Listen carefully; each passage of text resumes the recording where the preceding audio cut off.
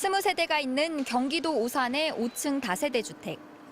공동 현관을 들어가자 복도에 청소도구며 가전제품 등이 버려진 채 먼지가 뿌옇게 쌓여 있습니다. 엘리베이터는 고장난 채 멈춰 있고 초인종도 작동을 하지 않습니다. 이게 안 되나? 벽에는 곧 수돗물 공급을 중단한다는 안내문까지 나붙었습니다. 청소 방문 일지 같은 게 있어요. 작년 9월부터는 안 적혀 있어요. 엘리베이터 고장이 한 3달 정도 방치가 돼 있어요.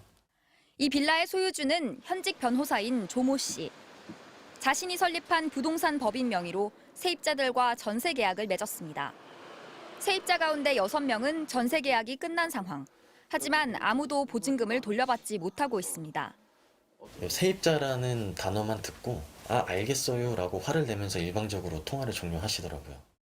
조 씨가 법인을 통해 실제로 소유하고 있는 빌라는 경기도 오산과 평택, 수원, 화성, 용인, 광주, 인천 등에서 확인된 것만 50여 세대. 이 가운데 계약 기간이 끝나고도 보증금을 돌려받지 못한 세입자는 지금까지 17명. 계약 기간이 끝나가는 나머지 세입자들도 조 씨와 연락이 두절된 채 불안한 나날을 보내고 있습니다. 짜증 섞인 말투라든지 왜 자꾸 전화하냐 바쁜데 지금은 차단을 했습니다, 그 사람이. 세대별로 돌려받지 못하고 있는 보증금은 5천여만 원에서 1억 원대. 세입자들은 대부분 20, 30대 청년들입니다. 투잡 이런 거에서 제 몸으로 다 뛰어서 그냥 그런 목표를 채우기 위해서 이제 열심히 이제 살아왔는데 한순간에 이렇게 무너진 느낌을 받아서 여기서 전세로 한 번 더 살고 이제 결혼해서 이 보증금을 미천 삼아 이제 결혼을 할 계획이 있었는데 대규모 전세 사고를 일으킨 조 씨는 MBC와의 인터뷰에서 오히려 세입자에게 책임을 돌렸습니다. 나중에 문제가 생길 때 이것만 갖고도 해결이 되냐. 자기들이 다 그걸 예측을 하고 들어온 거잖아요. 경매로 이걸 넘겨서 자기들이 해소하는 방법이 있을 거 아니에요. 구체적인 보증금 반환 계획도 밝히지 않았습니다. 보증금 어떻게 돌려주실 거예요? 정리해서 돌려준다고 하잖아요. 이거 팔거나 이렇게 해서. 지금 그럼 팔고 계신 거예요? 지금은 안 팔려요. 변호사님 개인 재산에서 보증금을 돌려주실 의향은 없으세요? 개인 재산도 없어요. 경찰은 조 씨와 빌라 계약을 맺은 세입자가 더 있을 것으로 보고 사기 여부를 수사 중입니다. MBC 뉴스 남효정입니다. 이번 대규모 전세 사고를 일으킨 사람, 누구보다 법을 잘 아는 부동산 전문 변호사였습니다. 빌라를 사들일 때는 경매를 이용했고 전세 계약을 맺을 때는 차명으로 법인을 내세우는 등 온갖 법 지식을 활용했습니다. 이어서 김태훈 기자가 단독 보도합니다. 경기도 용인의 한 부동산 투자법인 사무실. 굳게 잠긴 문 위로 법원의 특별 송달 안내장이 빼곡하게 붙어 있습니다. 계세요. 건물 관리인이 문을 열자 마구잡이로 쌓여 있는 집기들이 보입니다. 사람은 거주를 한 적은 없습니다. 저희도 그 방 때문에 골치가 아파요. 바퀴 불려도 생기고 막 이런. 사무실 관리비는 장기간 밀려 있는 상황. 관리비도 지금 150만 원 정도 밀렸어요. 이 정도면은 한 2년치 정도 되겠네요. 건설, 경매 등 부동산 전문 변호사인 조 씨는 이 사무실을 주소지로 법인 2개를 설립한 뒤 3년 전부터 빌라들을 대거 사들였습니다. 대부분 경매로 나와 시세보다 싸게 살 수 있는 건물들이었습니다. 일부 리모델링을 거친 빌라들은 매입가와 비슷하거나 더 비싼 가격으로 전세 계약이 체결됐습니다. 지난해 대규모 전세 사고를 일으킨 전형적인 깡통 전세입니다. 깡통 전세가 이렇게 문제가 터질 거라는 예측을 그 당시 할 때는 했으면 안 했겠죠. 그리고 금리가 이렇게 갑자기 오를 거라고 누가 예측을 했겠어요. 안 그래요?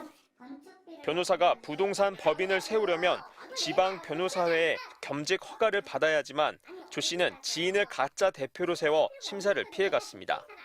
바지사장이라고 할 수 있죠. 제가 전체적으로 다 관리를 했기 때문에 실질적으로 제가 돈도 다 투자했고 주식은 제가 다 100% 갖고 있습니다.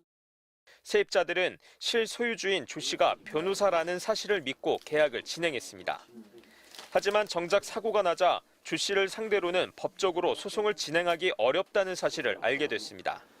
부동산 투자 개발이라는 임대 법인에 청구할 권리가 있는 거지. 이 조 대표한테 손해배상을 청구할 자격은 안 된다라고 설명을 들었어요. 조 씨는 세입자가 빌라 경매를 통해 보증금을 찾는 길도 있으니 피해자가 없는 거라는 황당한 입장. 세입자들 중에 피해자는 몇 명이에요? 없으면 없다고 말씀하셨죠? 네, 없다고 생각을 해요. 네. 조 씨는 과거 폭행과 송괴, 명의대여 금지, 수임료 반환 위반 등으로 세 차례에 걸쳐 대한변호사협회로부터 징계를 받았던 것으로 확인됐습니다. MBC 뉴스 김태윤입니다. 20세대 가운데 전세 계약이 끝난 6세대 모두 보증금을 돌려받지 못한 변호사 조 씨 소유의 다세대 주택. 세입자 김모 씨는 전세 만기가 다가오자 연장 의사가 없음을 밝히기 위해 집주인 조 씨에게 연락을 했습니다.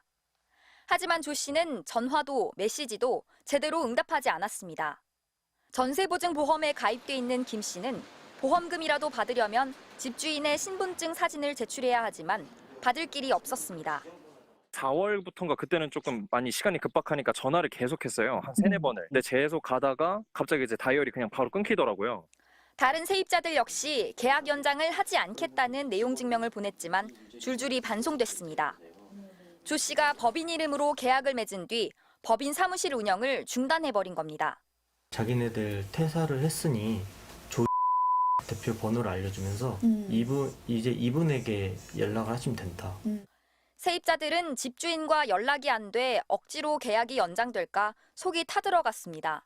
내용 증명 보내는데 지금 사업자 주소를 보내는데 다 수취인 불명으로 자꾸 안 간다. 내용 증명을 아마 수도 없이 보냈을 거예요. 모든 세입자들이. MBC와 만난 조 씨는 고의로 일부 세입자들의 연락을 차단했음을 실토했습니다. 왜 연락을 안 받으세요? 내가 차단시킨 사람들만 일부 전화를 저한테 했던 거예요. 문자 메시지 그러니까 답을 안 하셨잖아요.